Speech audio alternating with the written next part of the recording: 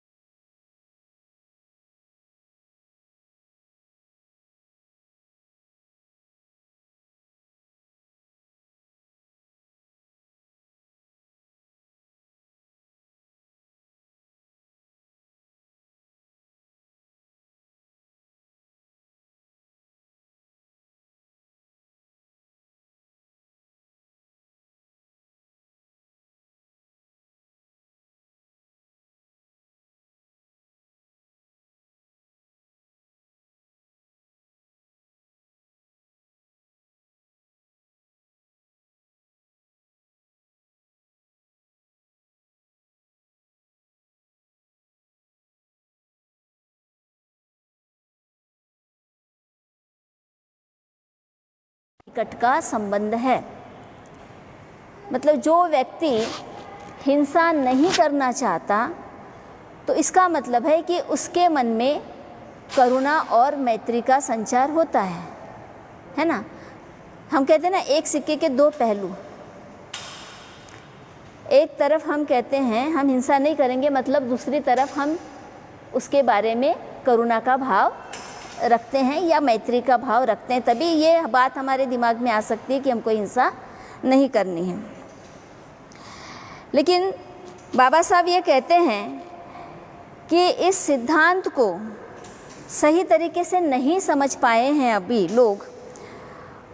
वो ये भी नहीं समझ पाए हैं कि ये सिद्धांत है या नियम है।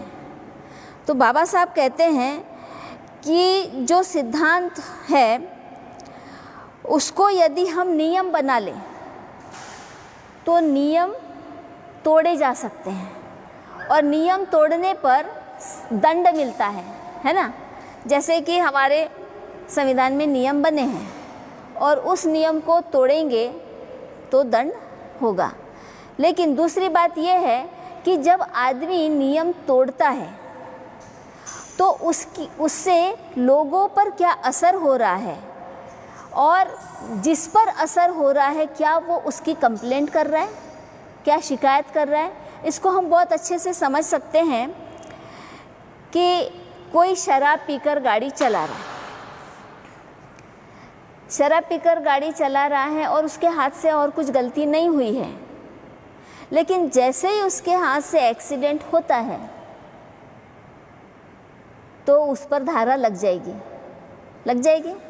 हालांकि पुलिस भी जब चेक करते हैं कि शराब पिया है, क्योंकि एक नियम बनाया है शराब पीकर गाड़ी चलाना मना है, और यदि ये बात खुल जाए तो पुलिस उस पर धारा लगा सकती है, उसको अरेस्ट कर सकती है, उसको दंडित कर सकती है, फाइन कर सकती है, जो भी कर सकती है। लेकिन वही व्यक्ति शराब पीकर अपने घर में रहे तो वो उस नियम में आएगा क्या? नहीं आएगा। लेकिन वही शराबी व्यक्ति घर में अगर पत्नी को मारपीट करता है तो क्या कहलाएगा? वो पारिवारिक हिंसा कहलाएगा।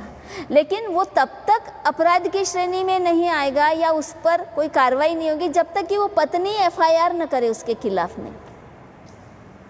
देखो नियमों का कैसा है,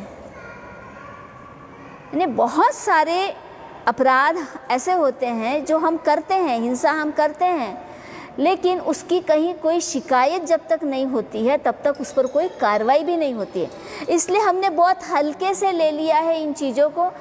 गाली गलौज करना, झगड़ा करना, मारपीट करना, ऐसे छोटी छोटी बात को लेकर हम पुलिस स्टेशन में नहीं जाते हैं शिकायत दर्ज करने के लिए, और इसीलिए इस पर रोक भी नहीं लगती है, या हम उन छोटी चीज़ें समझकर उसको घर में ही निपटाने की भी कोशिश करते हैं। लेकिन वही चीज़ अगर बड़ा रूप ले ले, रोज़ गाली दे रहा है, शराब पी रहा है, मारपीट कर रहा है, लेकिन इस दौरान अगर उसके हाथ से पत्नी की हत्या हो जाए तो फिर वो कानून के दायरे में आ जाएगा। कोई शिकायत करे चाहे न करे, वो अपने आप कानून के दायरे में आ जाएगा और अपने आप उसके ऊपर एफआईआर हो जाएगी और उसके ऊपर 302 की कलम लग जाएगी।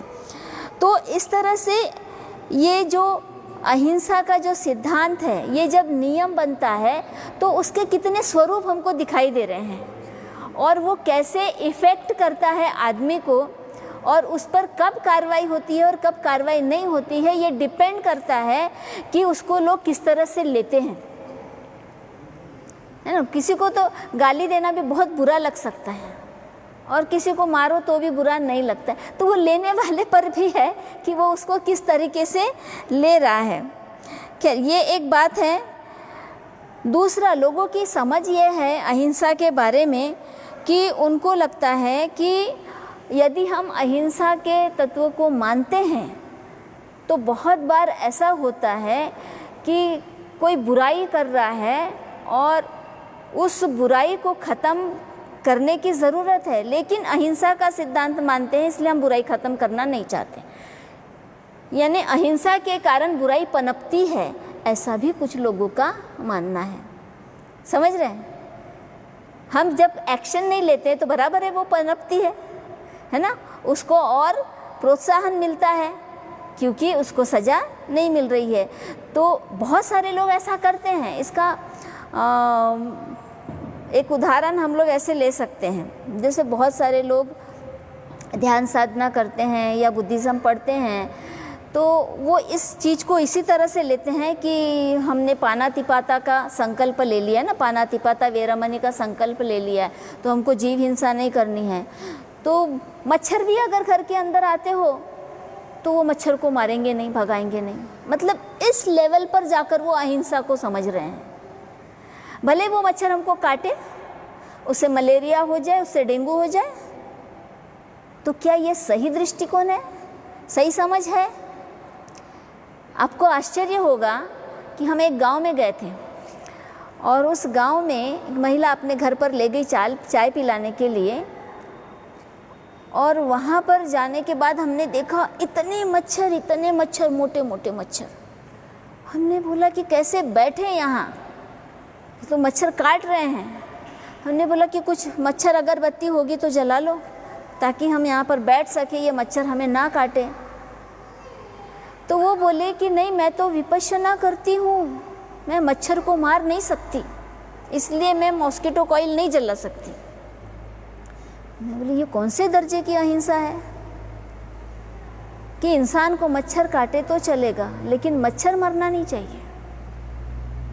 देखो हम कैसे कैसे चीज़ों को समझते हैं। फिर उसने एक बताया, उसके बेटे की तस्वीर रखी थी, 14-15 साल का उसका लड़का था जो गुजर गया था।